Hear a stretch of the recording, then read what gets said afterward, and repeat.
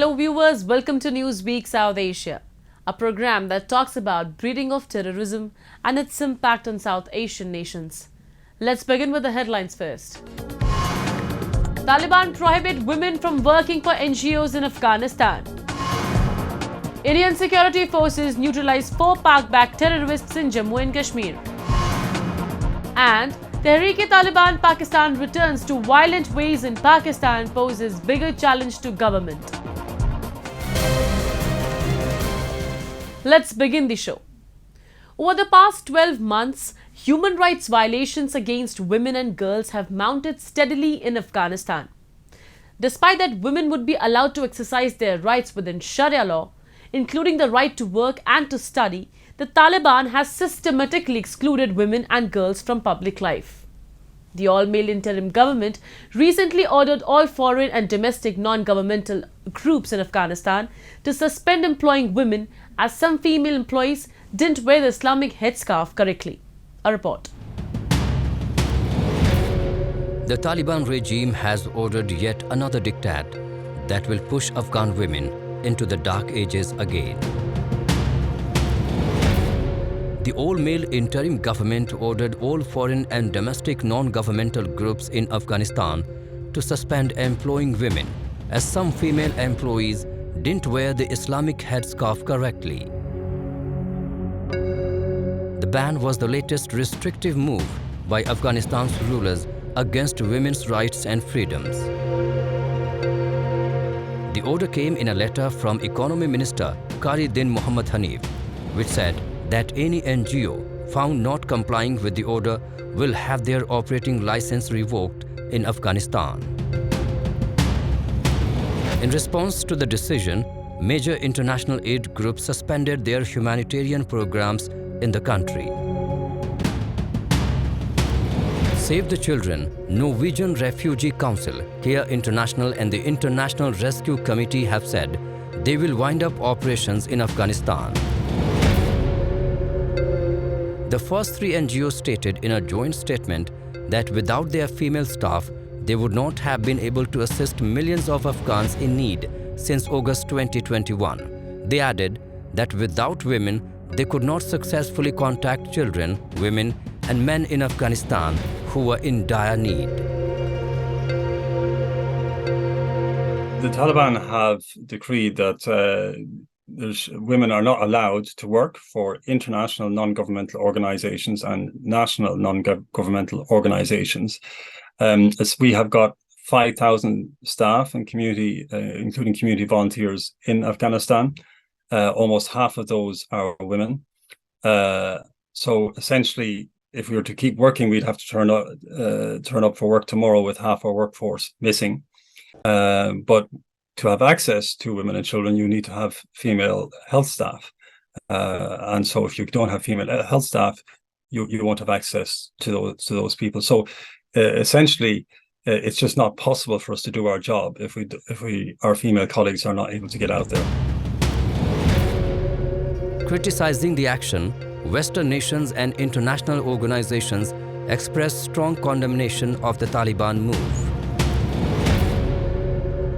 United Nations mission to Afghanistan has asked the Taliban regime to reverse its ban on women from working in NGOs, saying millions of Afghans need humanitarian assistance and removing barriers is vital.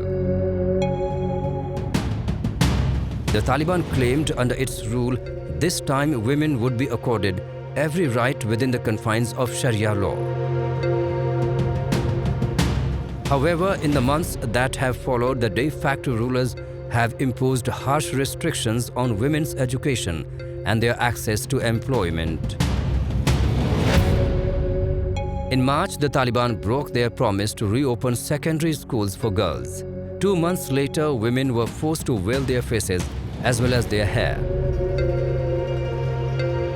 In September, Women's Affairs Ministry was disbanded, and only last week, the Taliban regime banned university education for girls in the country until further notice. متاسف هستم که طی امری که از طرف امارت اسلامی داده شده من بعد دیگر هیچ خانمی نمیتونه حاضر به بالاخره وظایف خود شوند و به عنوان یک بخشی از اجتماع بتانن فعالیت‌های اجتماعی خود را انجام بدن و این واقعا یکی از حالت‌هایی است که ناامید کننده هست. امروز زن افغان دیگر هیچ جایگاهی در اجتماع افغانی نداره. وقتی من می‌بینم، وقتی کارکردهای زیاره می‌بینم، وقتی روی کردشان در مقابل زن افغان می‌بینم، هیچ عامل دینی نداره، هیچ عامل انسانی نداره که ما بگیم به اساس یک آیت دینی، به اساس یک حکم دینی زن امروز محروم است، زن امروز در خانه ها هست و زن بالاخره به حقارت ورش دیده میشه. چنین چیزی در دین ما وجود نداره. The Taliban regime has failed to earn recognition from any UN member state because of their rigid and intransigent mode of governance, their inability to transform their mindset on issues such as women's freedom. Taliban government should understand that a country can't survive in the 21st century by pursuing a retrogressive and ultra-conservative approach.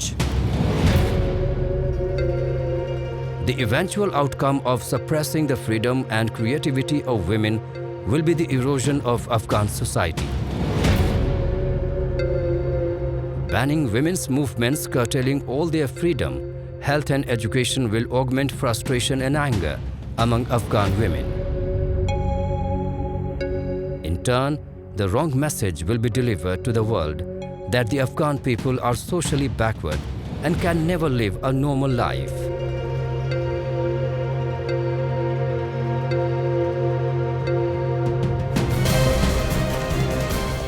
Pakistan has tried to represent itself as a victim of terrorism. Pakistan claims to have made huge sacrifices to defeat the monster of violence and terrorism in the country. However, the truth is that the unholy nexus of the Pakistani civil government, military establishment and the Islamic clerics have paved the way for the creation of a new, more radicalized society. The recent terrorist strike in Pakistan by Tehreek-e Taliban Pakistan shows that terror incidents have increased, particularly after TTP called off their ceasefire with the government in November. A report. A suicide car bombing at a checkpoint in Pakistan capital of Islamabad on December 23 killed one police official and injured several others. The initial information indicated that there was a man and a woman in the car, and the man blew himself up during a body search. The car was packed with explosives and headed for a high-value target in the capital. The bombing took place near a police headquarters on a main road that leads to a government buildings housing the country's parliament and high offices. Pakistani Taliban, who have been waging a campaign of bombings and suicide attacks for over a decade, have claimed responsibility for the car bombing, saying it was a revenge for the killing of one of their leaders. आज 10:15 बजे एक मशकूक गाड़ी आ रही थी इसी road के ऊपर, taxi थी, उसके अंदर एक मर्द और एक औरत उसमें सवार थे। उनको पुलिस के ईगल स्क्वाड ने उनको रोका, इंटरसेप्ट किया और मशकूक समझते हुए उनकी बॉडी सर्च की। बॉडी सर्च के अभी उनकी हो रही थी तो जो वो उसमें एक लंबे बालों वाला लड़का था, वो वापस गाड़ी के अंदर आया और उसने अपने आप को और गाड़ी को धमाके से ब्लास्ट कर दिया, जिससे दहशतगर्द फौरी तौर पे मौके पे हलाक हो गए। एक पुलिस एहलकार उसमें शहीद हो गया और 4 पुलिस एहलकार ज़ख्मी हैं। उनको हमने हॉस्पिटल शिफ्ट कर दिया है और उनका इलाज हो रहा है। मैं ये समझता हूँ कि जिस हाज़र दिमागी से और दलेरी के साथ पुलिस अफसरों ने काम किया और इंटरसेप्ट किया गाड़ी को, ये इस्लामाबाद को उन्होंने किसी बड़ी तबाही से बचा लिया है। The city has been on a high security alert since the attack, and the police have announced a raft of measures, including 25 checkpoints to counter any new threat by the terrorist. Tehreek-e Taliban Pakistan, a banned terrorist group, has reactivated after the capture of Kabul by the Afghan Taliban. The TTP, believed to be close to Al-Qaeda, has been blamed for several deadly attacks across Pakistan, including an attack on army headquarters in 2009, assaults on military bases, and the 2008 bombing of the Marriott Hotel in Islamabad. In 2014, the Pakistani Taliban stormed the Army Public School in the northwestern city of Peshawar, killing at least 150 people, including 131 students. The Friday attack was the first suicide bombing incident in Islamabad since the 2014 courthouse bombing that killed 10 people.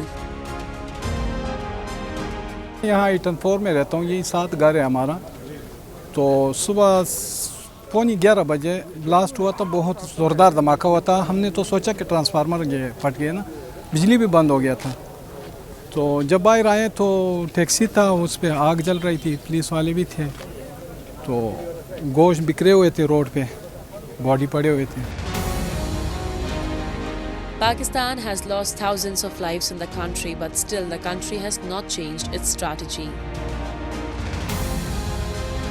Failing to persecute several leaders of UN-proscribed terror groups and even going as far as to ensure their protection, Pakistan is directly assisting the burgeoning Islamic terrorist threat in the country.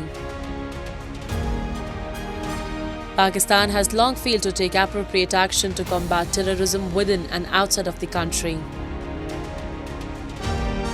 The country is now facing the consequences of its inaction, and those suffering the most continue to be Pakistani citizens.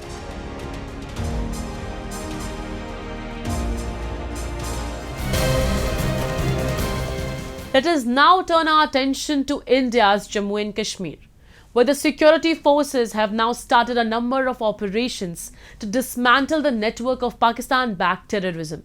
Islamabad is making desperate attempts to launch infiltration bids in the region.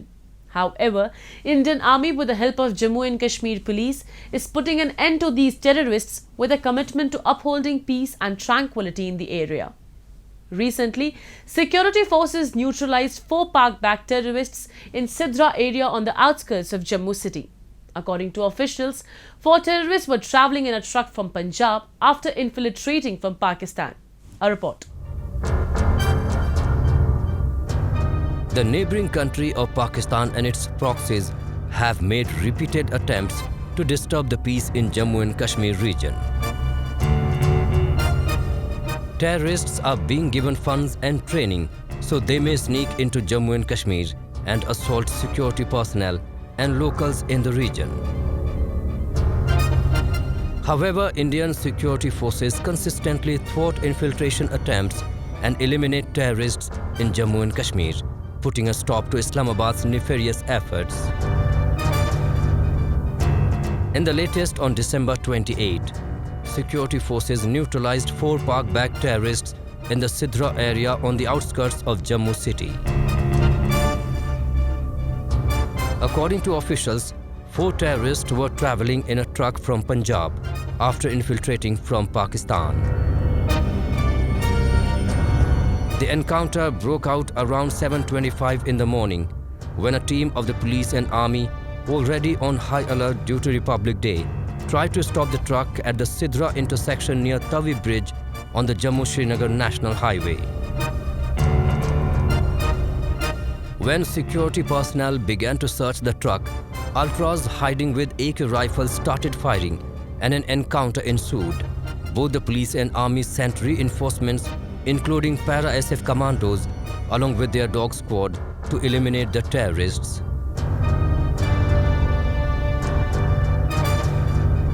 चार आतंकी जो truck में थे वो मारे गए। 8 बड़े हथियार बरामद हुए हैं, जिसमें 7 AK-47 और 1 M4 राइफल बरामद हुआ है। 3 पिस्टल्स बरामद हुए हैं और भी कुछ मैगजीन्स, एमुनिशन और पाउच वगैरह भी बरामद हुआ है। The situation in Jammu and Kashmir has shown considerable improvement, symbolizing a return to normalcy. The security environment has considerably shifted in the favor of security forces. The terrorists have suffered heavy attrition and simultaneously have not been able to replenish their dwindling cadres due to the effectiveness of the counter-infiltration measures. As per the report of the Ministry of Home Affairs, there has been a substantial decline in the number of active terrorists in the region, from 184 in 2021 to 116 in 2022. to 134 in 2022. Of the 134 active terrorists, 51 are local terrorists and 83 are foreign terrorists. The terrorists belong to terror outfits like Lashkar-e-Taiba, its offshoot the Resistant Front, Jaish-e-Mohammed and Hizbul Mujahideen. Today, it is appreciated that the number of terrorists still operating in the Kashmir Valley is in the region of 150 to 200, and their number will keep on decreasing. Pakistani army is not able to support them with the help of artillery fire, etc., because Pakistan itself is in deep trouble. Despite all the embarrassment and name-calling at various global forums, Pakistan continues to use terrorism as an instrument of its state policy. In a sophisticated world where other countries are looking forward to establishing peace and harmony and developing new technologies for the advancement of world settlement, Pakistan's stale policy of terrorism is causing violence and is creating an environment of distrust in the world.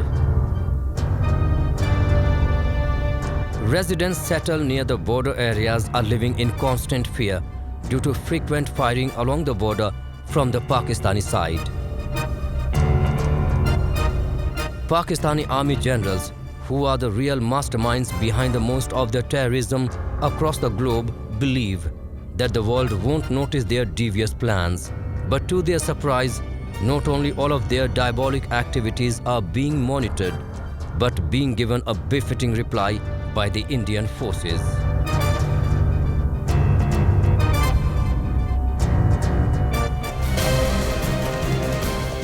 Pakistan is not happy with the peaceful atmosphere in Jammu and Kashmir and wants to promote narco-terrorism by luring the youth towards drugs and using the money earned out of narco sale to fuel terrorism.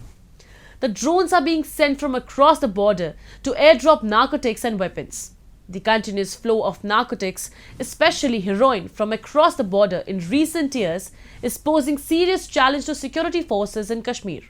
A report. Narco-terrorism is an integral component of Pakistan's state sponsorship of cross-border terrorism, used so as to fund and conduct asymmetric warfare against its neighbours. Over 80% of drugs in India are infiltrating from neighbouring Pakistan. The country's intelligence agencies have been working with terror groups on a kill two birds with one stone strategy to smuggle weapons and narcotics into India through the same routes. Islamabad has been heavily relying on the sale of drugs in Kashmir to fund its terror infrastructure. In the last 18 months, more than 80% of drugs seized in Jammu and Kashmir were smuggled in from Pakistan, also from narco-terrorism. The Union Territory has become a soft target for drug mafia as it is being used as a transit route from Pakistan, Afghanistan to Punjab and Delhi. Pakistan's formal economy is in a poor state. Everyone knows that the narco money is being used to fund the terrorists as well as to generate money through irregular means.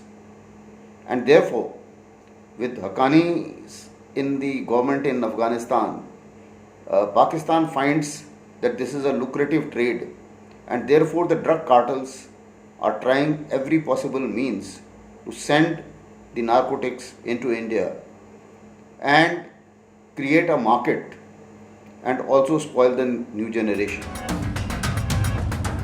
Pakistan has employed a dual strategy to undermine the social fabric of the valley, delivering both weapons and drugs. The most often used opiate in Kashmir is heroin, that is trafficked from Pakistan. Drug trafficking across borders gives terrorism financial support, and if it is not stopped immediately, could damage the lives of the region's children. The finances generated from drugs such as heroin fund separatists' activities and spread other centrifugal tendencies.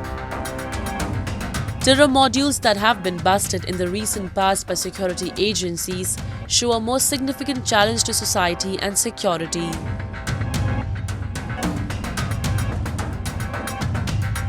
They would like to certainly find a number of means wherever they can induct it easily, whether through drones or through coast or through Gujarat coast or whichever coast they find that the security is slightly lax.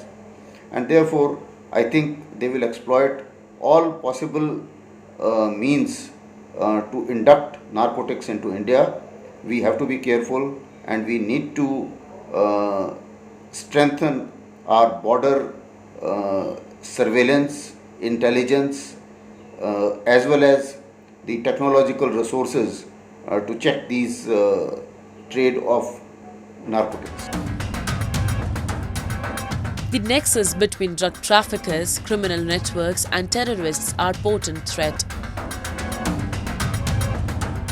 Exploitation of the trafficking routes by terrorists with the help of well-entrenched criminal networks to infiltrate with arms and explosives have added a critical dimension to the security of the borders. Moreover, large-scale availability of narcotics and drugs encourages demand for narcotics and drugs by domestic population, consumption of which produces dysfunctional behavior, thereby creating law and order problem in the society.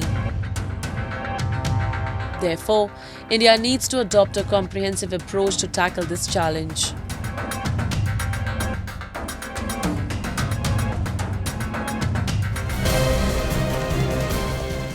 And with that, we come to the end of this edition of Newsweek South Asia. We'll be back next week with more news, views and analysis from the subcontinent. Meanwhile, do keep writing to us at nwsa@anin.com. This is Shivangi Mishra signing off on the behalf of the entire production team of Newsweek South Asia. Goodbye and take care.